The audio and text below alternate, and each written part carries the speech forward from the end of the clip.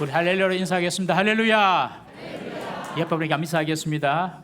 우리의 모든 무거운 짐을 주님께 맡깁시다. 시작. 우리의 모든 무거운 짐을 주님께 맡깁시다. 우리 한 번 더 인사하실까요? 당신의 무거운 짐은 무엇입니까? 시작. 당신의 무거운 짐은 무엇입니까? 자, 나의 무거운 짐은 뭐라고 빨리 이야기하셔요. 자, 오늘 찬양 가사태로 우리의 염려, 근심, 무거운 짐 다 주님께 맡겨버리는 오늘 예배되기를 주의 이름으로 축복합니다. 여러분, 우리는 우리의 소유가 나의 소유가 내가 주인이 제가 아니잖아요. 나의 소유도 주님 거고 내 존재 자체도 주님 거고 좋은 것도 주님 거고 아픈 것도 주님 거고 안 좋은 것도 주님 거고 다 주님 것입니다. 그러니 정말 우리가 이 땅을 살면서 주님께 모든 걸 맡겨버리고 살아가는 그런 은혜와 그런 복이 있기를 주님의 이름으로 축복합니다. 오늘은 하나님의 선한 손이 돕는 인생, 정말로 여러분들 하나님의 선한 손이 돕는 인생이 되어야 됩니다. 오늘 그 말씀을 우리가 한번 살펴보는데요. 이제 새벽기도 말씀이 느헤미야서로 돌아왔습니다. 느헤미야서로 우리가 보는 이 느헤미야서는 6년 동안 이제 못 봅니다. 지금 보면은 지금 이번 주, 다음 주, 그 다음 주 3주 보면은 6년 동안 못 봐요. 이 6년에 한 번씩 성경 전체를 돌아보는 그런 사이클로 되어 있기 때문에 그때 이 말씀을 잘 들으시고 또 여러분들에게 주신 하나님의 축복의 약속으로 받으시기를 주님의 이름으로 축복합니다. 느헤미야서는 2차 바벨론 포로 귀환 이후에 13년이 지나고 난 이후에 3차로 바벨론 포로로 있던 유다 백성들이 예루살렘으로 돌아가는 이야기가 바로 오늘 느헤미야서입니다. 느헤미야서와 에스라서 모두 다 바벨론 포로 이후 예루살렘으로 귀환한 이스라엘 공동체에 대한 그런 이야기를 다루고 있는데, 에스라서는 주로 성전 재건과 그리고 하나님의 백성으로서의 정체성 확립에 초점을 맞추었다면, 느헤미야서는 예루살렘 성벽 건설과 예루살렘 성을 비롯한 예루살렘 성벽 건설과 하나님의 백성으로서의 공동체 회복에 대해서 기록을 하고 있습니다. 느헤미야는 지금으로부터 약 2500년 전 당시 중동의 패권을 잡고 있었던 페르시아의 황제 아닥사스다 왕의 술 맡은 관원장이 되었습니다. 왕이 마시는 모든 음료를 관리하는 그런 직책이었습니다. 여러분, 그 당시는 독사를 해서 왕을 해롭게 하는 그런 어떤 업무들이 많았기 때문에 왕의 입에 들어가는 모든 것들은 다 철저히 관리를 해야 했습니다. 느헤미야가 그 일을 했다는 것이죠. 왕이 마시는 모든 음료, 모든 것들을 이 느헤미야가 다 관리를 합니다. 그리고 느헤미야가 왕이여 이것은 드셔도 됩니다 하는 것만 이제 왕이 먹는 것이죠. 그러니 이 술 맡은 관원장, 이 직분이 왕이 보기에 최고로 신임할 수 있는 사람에게만 이 직책을 주는 것입니다. 그러니 느헤미야가 아닥사스다 왕의 술 맡은 관원장이 되었다는 것은 왕에게 최고의 신뢰를 받는 사람이었다, 그렇게 우리가 볼 수가 있습니다. 여러분, 성도는 세상 가운데서 세상 사람들한테 신뢰받는 사람이 되어야 될 줄로 믿습니다. 우리가 믿는 하나님은 눈에 보이는 하나님이 아니거든요. 눈에 보이지 않는 하나님 우리는 믿어요. 기적입니다. 기적. 눈에 보이지도 않는데 믿는다니까요, 하나님을. 우리는 그렇게 믿는데 세상 사람들은 어떻게 믿습니까? 보이지 않는 하나님을 못 믿어요. 그러니 우리가 그들 속에 눈에 보이지 않는 하나님을 눈에 보이는 우리를 통하여 이렇게 투영하고 보여주고 반사해줘야 되는 것입니다. 여러분, 우리를 보고 사람들이 당신을 보니 하나님이 계시는 것 같다, 그렇게 우리가 그들에게 신뢰를 받는 사람이 되어야 할 줄로 믿습니다. 가정에서도 직장에서도 모든 관계 가운데서 정말 신뢰받는 그런 우리 성도가 되어야 될 줄로 믿습니다. 이 느헤미야가 바로 왕의 최고의 신뢰를 받았기 때문에 왕의 술 맡은 관원장이 된 것입니다. 느헤미야의 자리는 요즘으로 하면 대통령 비서실장 정도의 자리라고 볼 수가 있습니다. 이 느헤미야 출신이 유다 포로이지 않습니까? 포로로 잡혀온 사람의 후손이 100년이 지나고 난 뒤에 왕의 비서실장이 된 것은 정말 입지전적인 그런 일입니다. 마치 미국에서 아프리카 노예로 잡혀온 흑인의 후손이 대통령이 되는 것과 비슷한 겁니다. 그 정도로 대단한 일이죠. 여러분, 이 정도의 성공을 거둔 사람이라면 어떤 사람은요, 자기 업적에 취하여서 교만하여서 자기 잘난 맛에 사는 사람도 있습니다. 또 반면 이 성공이 하나님이 주신 축복이며 그리고 나에게 주신 사명인 줄 알고 그 성공을 하나님을 위해서 사용하는 사람도 있습니다. 여러분, 느헤미야는 자신의 성공이 하나님의 축복이며 그리고 이 축복이 곧 하나님께서 자신에게 주신 사명인 줄 안 사람입니다. 어느 날 느헤미야가 그의 형제 중 하나니라는 동생에게 유다의 형편을 묻습니다. 이 하나니가 몇 사람과 함께 예루살렘 다녀왔거든요. 그러니 야, 귀환한 사람들이 어떻게 살고 있든 하고 물은 것입니다. 그때 하나니가 이런 말을 합니다. 1장 3절 말씀 함께 읽어보겠습니다. 시작. 그들이 내게 이르되 사로잡힘을 면하고 남아있는 자들이 그 지방 거기에서 큰 환난을 당하고 능욕을 받으며 예루살렘 성은 허물어지고 성물들은 붙었다 하는지라. 예루살렘으로 돌아간 그 귀한 자들이 좀 잘 먹고 잘 살고 좀 편하게 살면 참 좋겠는데 그 사람들이 돌아가가지고 그 당시 이제 돌아가서 흉년이 찾아오고 그랬거든요. 그래서 경제적으로도 어렵고 뿐만 아니라 정치적으로도 너무 이 유다 민족이 나약한 사람들이었기 때문에 그곳에서 큰 환난을 당하고 다른 여러 민족으로부터 능욕을 당하고 있다. 이런 이야기를 듣는 것입니다. 돌아간 사람들이 예루살렘으로 다른 주변 사람들에 의해서 능력을 당하고 너희들이 믿는 뭐 하나님이 무슨 어디 있노 이러면서 모욕을 당하고 그래 산다는 거예요. 예루살렘 성전은 완공이 되었지만 이후 예루살렘 성벽이 여전히 파괴된 채로 있었기 때문에 주변의 다른 여러 민족들이 뭐 마음만 먹고 언제든지 공격할 수 있거든요. 그리고 성문들이 다 불타버렸기 때문에 아무나 이스라엘 공동체 안으로 들락날락하면서 이스라엘 공동체의 그 정체성이 막 허물어지고 있는 것이죠. 성전에서 예배드리는 것도 항상 불안했던 것입니다. 다른 민족들이 유입을 차단하고 이스라엘 공동체를 신앙 공동체로 지켜줄 울타리 같은 그런 예루살렘 성벽 건설이 절실하다 이런 이야기를 동생이 느헤미야에게 하는 것입니다. 이 소식을 들은 느헤미야는 1장에 보면 앉아서 그냥 대성통곡하면서 웁니다. 예루살렘 사람들의 형편이 너무 마음이 아프기 때문에 그렇습니다. 그리고 이 예레미야는 내가 이들을 위해서 뭔가 할 수 있는 일이 없을까 생각을 하면서 슬퍼하며 금식하며 하나님께 기도하기 시작했습니다. 그 기도의 절정이 1장 11절 말씀입니다. 우리 함께 읽어보겠습니다. 시작. 주여 구하오니 주 귀를 기울이사 주의 종의 기도와 주의 이름을 경외하기를 기뻐하는 종들의 기도를 들으시고 오늘 종이 형통하여 이 사람 앞에서 은혜를 입게 하옵소서 하였나니 그때에 내가 왕의 술 관원이 되었느니라. 느헤미야가 하나님께 기도합니다. 하나님, 나의 기도를 들어주시고 내가 형통하여서 이 사람에게 은혜를 입게 해주십시오. 이 사람이 누구냐면 바로 페르시아의 황제 아닥사스다 왕입니다. 에스더의 남편 아하수에로의 세 번째 아들이거든요. 이 아닥사스다 왕이. 이 왕에게 내가 은혜를 입어가지고 뭔가 고국에 있는 내 민족들을 위해서 어떤 일을 좀 하게 해주십시오라고 느헤미야는 기도부터 시작을 했습니다. 느헤미야가 직감을 한 것이죠. 자신이 지금 왕의 술관으로 있는 것이 자신의 입신 영달을 위한 것이 아니라 하나님께서 내게 주신 어떤 사명이 있을 것이다. 이것을 깨달은 것입니다. 내가 왕과 늘 항상 가까이 있으니 왕에게 은혜를 입어가지고 예루살렘에 사는 유다인들을 위해서 내가 뭔가 좀 해야겠다 이런 생각이 든 것입니다. 느헤미야는 자신의 성공과 자신의 자리가 하나님의 축복이면서 동시에 하나님께서 자신에게 주신 사명의 자리인 줄 알았던 것입니다. 마치 모르드게가 하만의 계략으로 유다 모든 민족들이 멸절될 위기에 있을 때에 왕궁에 있던 자기의 사촌 동생 이 에스더 여왕에게 한 말과 똑같습니다. 이런 말을 하죠. 에스더 4장 14절에 에스더 네가 왕후의 자리를 얻은 것은 바로 이때를 위함이 아니겠느냐. 네가 왕후 자리에 있는 것이 지금 유다 민족이 멸절당하기 직전인데 이 유다 민족을 살리기 위한 하나님의 어떤 뜻이 있지 않겠느냐. 그렇게 말을 한 것입니다. 여러분, 우리가 받은 축복이 있습니다. 그리고 우리가 있는 자리가 있습니다. 그 축복과 자리가 하나님께서 우리에게 주신 사명의 자리인 줄 꼭 기억을 해야 됩니다. 이게 너무너무 중요합니다. 담임 목사로의 자리가는 이 담임 목사의 사명이 있는 것이죠. 여러분들 세상에서 여러분들 있는 자리가 다 있지 않습니까? 그 자리가 바로 여러분들에게 주신 하나님 축복의 자리이면서 동시에 사명의 자리라는 것입니다. 여러분 세상에서는요. 어떻게 보면 목사나 선교사보다도 여러분들이 더 영향력이 있어요. 여러분 사명 받은 자는 목사나 선교사만 사명 받은 것이 아닙니다. 제가 선교사님하고 연락을 해보면 선교사님 그런 말씀하세요.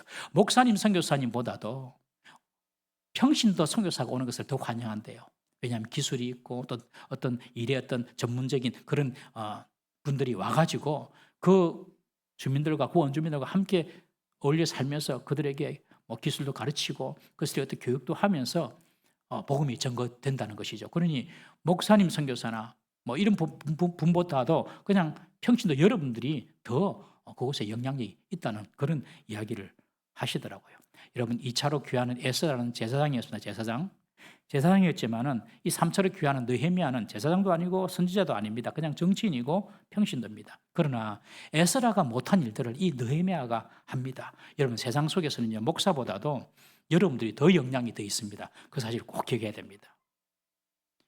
어떤 부분에서는 정치하는 분들이, 또 사업하시는 분들이, 또 학교의 선생님들이, 또 공무원들이 세상 속에는 더 저보다 목사님들보다도 더 영향력이 있다는 것입니다.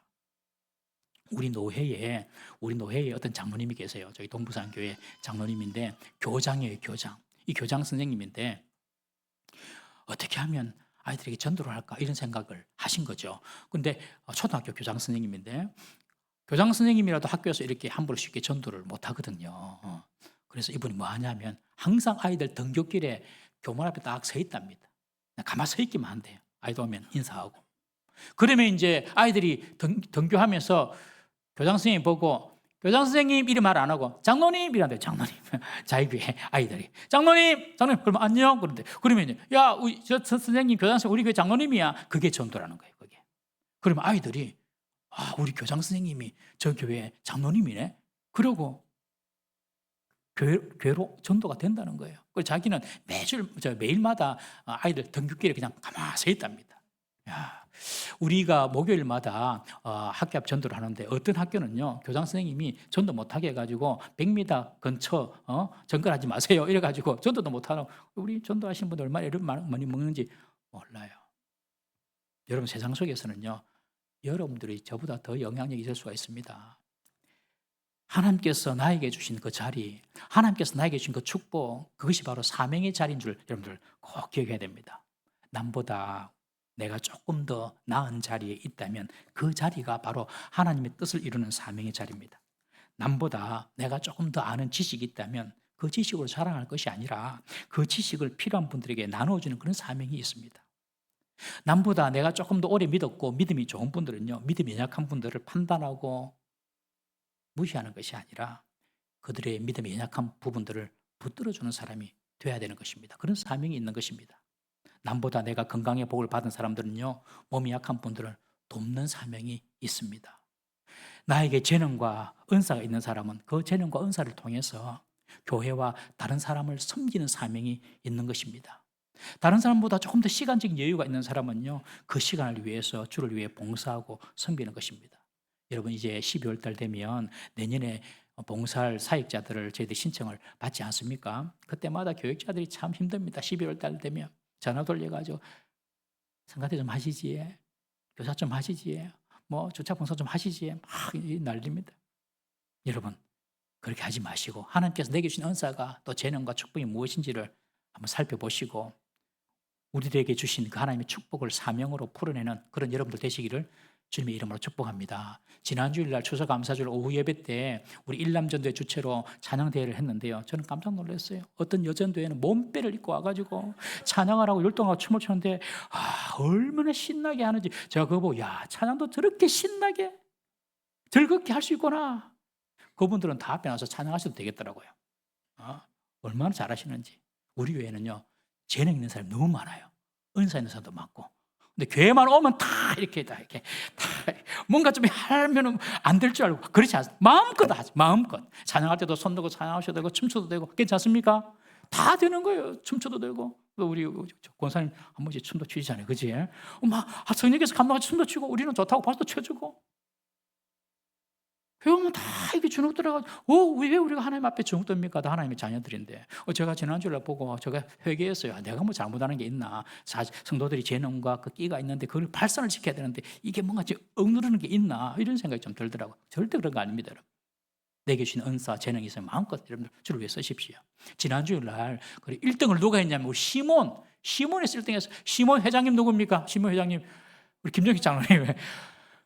시몬이 일단 이유가 있습니다. 그냥 된 게 아닙니다. 뭐 효도 점수로 준 거 절대 아닙니다. 우리 심사위원 4사람이 철저하게 했거든요. 뭐 제일 많이 참석했고요. 동원도. 그리고 제가 기술상 30점 만점을 줬거든요. 왜냐하면 시몬만 합창을 하는데 2부 성부로 화성을 넣어가지고 마음을 넣어 하더라고요. 다른 모든 합창단들은 전부 다 그냥 단성으로 하는데 하모니를 넣어가지고 하는 거예요. 깜짝 놀랐어요. 조금 과장하면은 프로 합창 수준 조금 과장해서 연세 드신 분들도 성가대 다 되겠더라고요. 오시면 여러분들 쪽팔릴걸요. 얼마나 잘하시는지, 얼마나 잘하시는지. 남성들이 쫙 하는데 성가대 다 하셔도 되겠더라고요.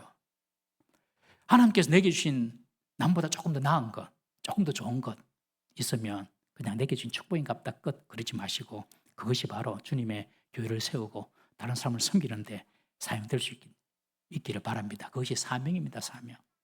여러분 내게 주신 축복, 내가 있는 그 자리 사명인 줄 꼭 믿으시기를 바랍니다. 느헤미야가 지금 왕의 술 맡은 관으로 있는데 하나님께서 내게 주신 축복이기도 하지만 내게 주신 사명이다 그러면서 기도하면서 기다립니다. 왕의 은혜를 입기까지. 왕의 은혜를 입기까지 계속해서 기도하면서 하나님 나에게 형통한 길을 열어주십시오. 어떻게 좀 해주십시오 하면서 기도하다가 아닥사스다 왕 20년 니스안월에 왕이 축제를 여는데 그 축제의 자리에 이제 느헤미야가 가게 된 것입니다. 이 니스안월은 페르시아 원력으로 새해가 시작되는 날인데 신년 축제가 열리는 것입니다.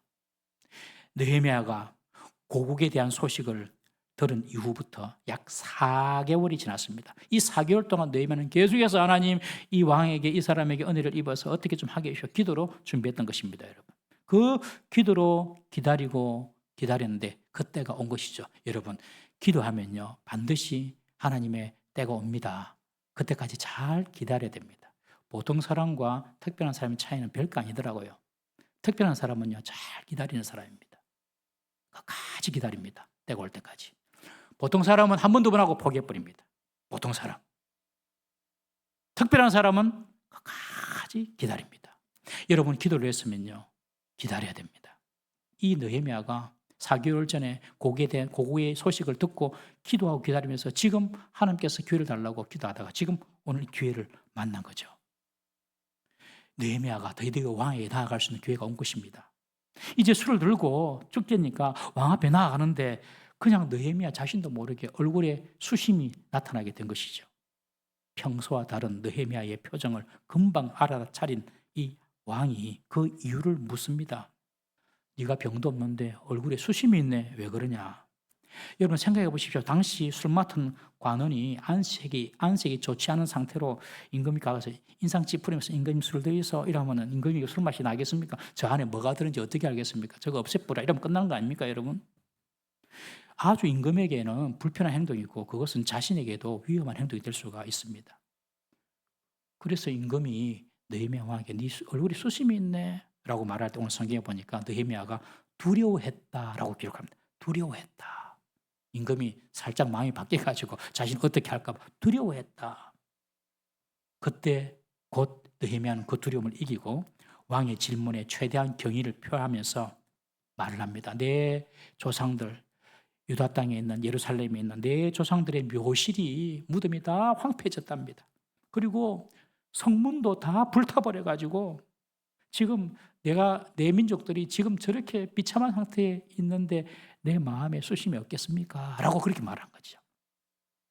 그때 왕이 의외의 질문을 합니다. 네가 무엇을 원하느냐? 네가 무엇을 원하느냐? 사실 이 질문은요 상상하지도 못한 질문입니다. 이 질문은 느헤미야가 생각하지 못한 질문이에요. 그때 느헤미야가 잠시 하나님께 묵도합니다. 하나님 왕이 저보고 무엇을 원하느냐 묻습니다. 이게 하나님께서 주신 때 같습니다. 하나님 어떻게 할까요? 하고 잠시 묵도합니다. 잠시 묵상기도 하는 것. 이것을 교회 전통에서는 우리 전통적으로 오는 교회에서는 뭐라고 표현하냐면 화살기도라고 합니다. 화살기도. 땅에서 하늘로 화살을 쏘듯이 신속히 하나님의 도움을 구하는 그런 기도입니다. 화살기도. 좀 우리에게 생소하지만 그런 교회 전통에 있는 그런 기도의 방법이 있어요. 화살기도. 이 화살기도는 언제든지 할 수 있습니다. 급한 일이 있어가지고 어떻게 처리할지 모를 때 하나님 도와주십시오. 병원에 가면서 하나님 도와주십시오. 학생들이 시험을 치는데 시험 문제가 아리송해요. 하나님 정답을 보여주세요. 그렇게도 할 수 있죠. 휴식 시간에도 직장에서도 이게 좀 애매한데 어떤 사람이 전화를 해야 돼. 그 사람 마음을 풀어야 돼. 하나님 도와주십시오. 화장실 가면서도 하나님 도와주십시오. 화살 기도는 언제든지 할 수 있는 기도입니다. 그래서 성 어거스틴은 그런 말을 합니다. 화살 기도는 우리의 마음과 사랑을 하나님께 신속히 전달하는 가장 충실한 전령이다. 그렇게 말할 정도입니다. 지금 느헤미야가 그 기도를 드리고 있습니다. 하나님, 왕이 내게 묻는데요. 뭐 했으면 좋겠는지. 하나님 뭐라 하지요? 하고 하나님께 화살 기도를 드린 겁니다. 느헤미야는 기도의 사람이었습니다. 예루살렘이 불탔다는 소리를 들은 이후로 줄곧 4개월 동안 기도하면서 왕의 은혜를 입기를 기다렸습니다. 그런데 드디어 그 기회가 온 것입니다. 여러분, 기도하면요, 기회가 옵니다. 기도한 사람에게만 기회가 옵니다. 그리고 기도한 사람이 그 기회를 붙잡을 수가 있습니다. 사실 왕 앞에 얼굴에 수심이 있는 채로 왕 앞에 나아간다는 것은 느헤미야의 실수입니다. 실수. 하나님은 그런데 그 느헤미야의 실수를 통하여서도 왕에게 느헤미야가 말할 기회를 제공한 겁니다. 여러분, 하나님을 사랑하는 자는요, 그 실수조차도 아름답게 하나님께서 합력하여 선을 이루시는 줄 믿으시기 바랍니다.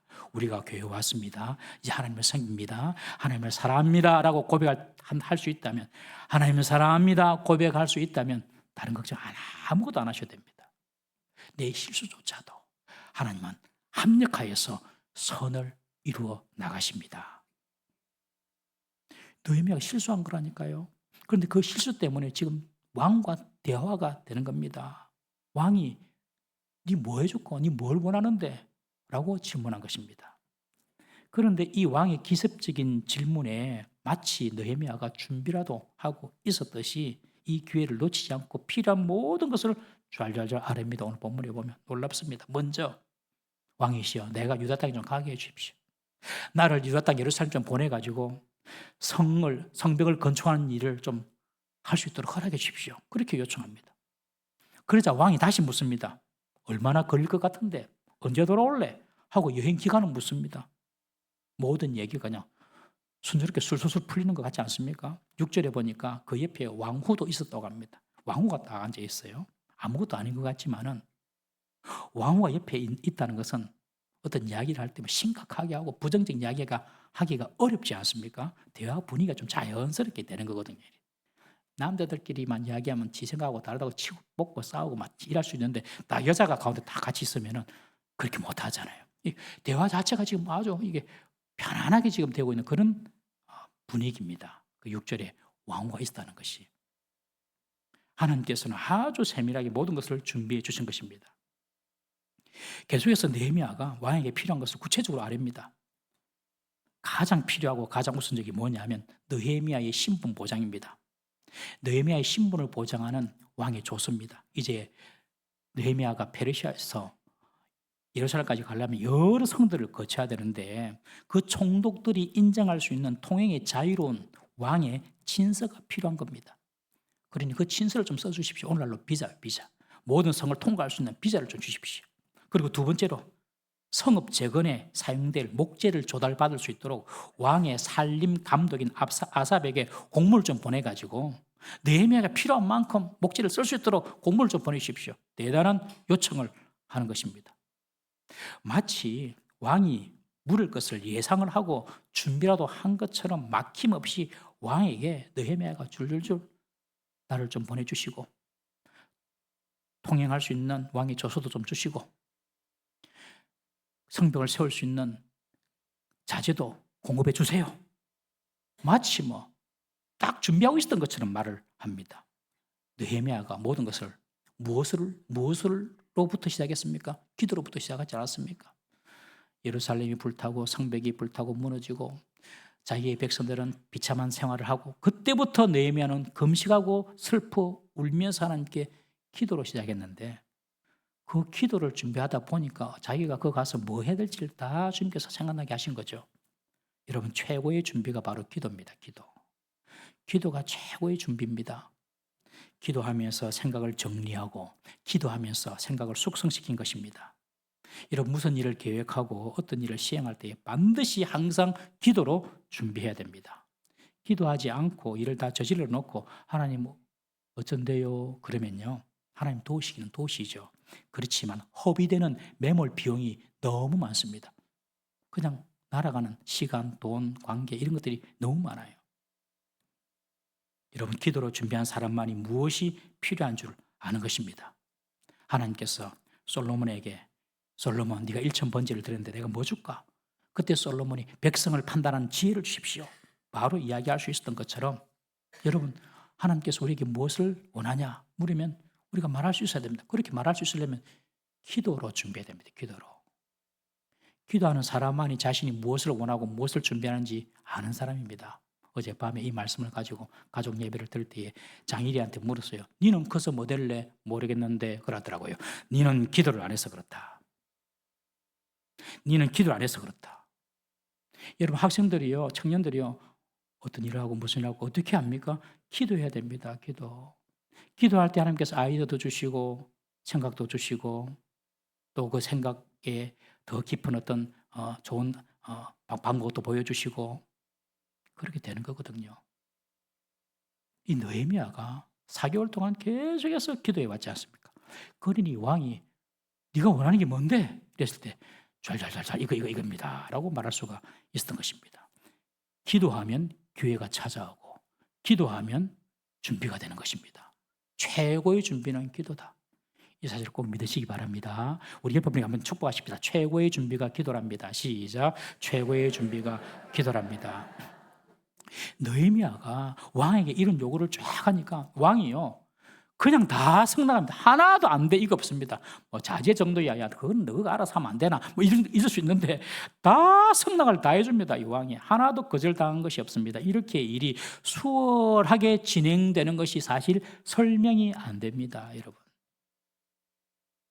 예루살렘 가서 성벽 짓는 거 왕이 좋아할 리가 있겠습니까? 성벽 지어가지고 자신들만의 공동체를 만들겠다는데 이게 정복하고 있는 왕으로서 이게 좋겠습니까? 저것들이 잘못하다가 이렇게 반란을 일으키자 이런 생각도 할 수 있거든요.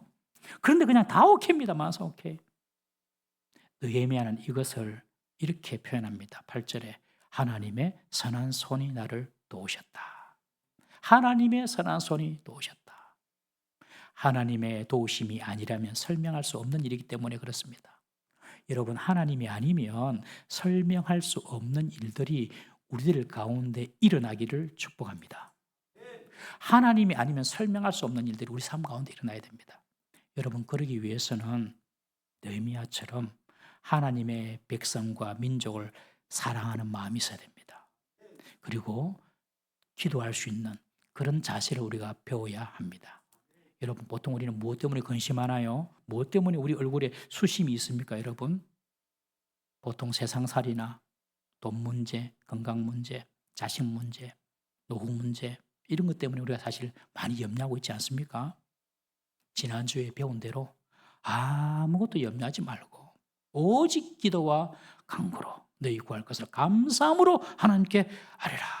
그리하면 모든 지각에 뛰어난 하나님의 평강이 그리스도 예수 안에서 너희 마음과 생각을 지키시리라. 여러분, 염려를 끝내는 법이 뭐라고요? 기도와 감사입니다. 지난주 배웠잖아요. 염려를 끝내는 법, 근심을 끝내는 법, 기도와 감사. 여러분, 세상 근심은 무익할 뿐만 아니라 근심을 많이 해서 잘 된다면 그냥 계속하지요. 그러나 세상 근심은 무익할 뿐만 아니라 우리의 속 사람을 죽입니다, 여러분. 고린도후서 7장 10절 말씀 한번 보겠습니다. 시작. 하나님의 뜻대로 하는 근심은 후회할 것이 없는 구원에 이르게 하는 회개를 이루는 것이요 세상 근심은 사망을 이루는 것이니라. 하나님의 뜻대로 하는 근심이 있대요. 근심도 종류가 달라요. 하나님 뜻대로 하는 근심이 있어요. 어떻게 하면 하나님 뜻을 위해서 내가 살까? 어떻게 하면 영혼을 구할까? 어떻게 하면 주의 일을 위해서 더 잘 쓰임을 받을까? 어떻게 하면 주님의 나라를 위해서 사업을 더 잘할 수 있을까? 학생들은 어떻게 하면 내가 주님의 영광을 위해서 공부를 더 열심히 할 수 있을까? 주님의 영광, 하나님 뜻을 위한 근심도 있지만 이런 근심은 좋지만 세상 근심은 우리를 죽인대요. 여러분 지금 근심되는 게 있으세요? 그거 다 오늘 교회에 다 내려놓고 가시기를 주의 이름으로 축복합니다. 하나님께 다 맡겨놓으세요. 느헤미야의 근심은 하나님의 뜻을 이루기 위한 근심이었습니다. 하나님의 뜻을 위해 기도하면요, 하나님의 선한 손이 우리를 돕습니다. 하나님의 나라를 위해서 근심하면요, 하나님의 도우시는 손길이 우리에게 오는 것입니다. 왕의 마음도 움직이고요, 거래처 사장님의 마음도 움직이고요, 부모의 마음도 움직이고요, 자녀의 마음도 움직입니다. 하나님의 나라를 위하여 근심하고 기도하는 자에게 이렇게 하나님의 돕는 손이 임재하는 것입니다. 아닥사스다 왕은 거기에 더하여서 느헤미야의 안전한 여행을 위해서 군대까지 동원시킵니다. 그래서 느헤미야 그 일행을 다 호위하게 해줍니다. 느헤미야는 성벽 건립에 필요한 모든 공급과 군대의 호위까지 받으면서 예루살렘으로 귀환합니다. 하나님의 선한 손이 도우신 것입니다. 설명할 수 없는 일입니다. 여러분 우리에게도 하나님이 아니면 설명할 수 없는 일이 일어나기를 주님의 이름으로 축복합니다. 다니엘이 사자굴에 들어가서 살아남았습니다. 그것도 하나님의 돕는 손이 아니면 설명할 수 없는 일 아닙니까? 홍해가 갈라져서 200만 되는 이스라엘 백성들이 통과합니다. 그것도 하나님의 돕는 손이 아니면 설명할 수 없는 일입니다. 오늘날 교회의 부흥도 다 교회마다 힘들다 어렵다. 요새는요 사람들이요 하나님이든 부처님이든 뭐 이슬람 알라신이든 그냥 다 안 믿으려고 그래요. 그냥 아무것도 안 믿으려고 그래요. 자기만 믿어, 자기만. 내가 최고다. 자기만 믿으려고 그래요. 이런 가운데서 교회 부흥이 너무 어렵다. 다 어렵다고 하지만 하나님의 선한 손이 도우시면 부흥도 일어날 줄로 믿습니다. 이것이 바로 하나님이 아니면 설명이 안 되는 일입니다. 불치병이 있습니다. 여러분 불치병의 치유도 하나님이 아니면 설명이 안 됩니다. 여러분 사람들은 너 안 된다 안 된다 의사들도 안 된다 안 된다 할지라도 하나님의 선한 손이 도우면 불치병이 어디 있습니까? 방법을 모를 뿐이지 어떻게 고칠지를 모르는 거지.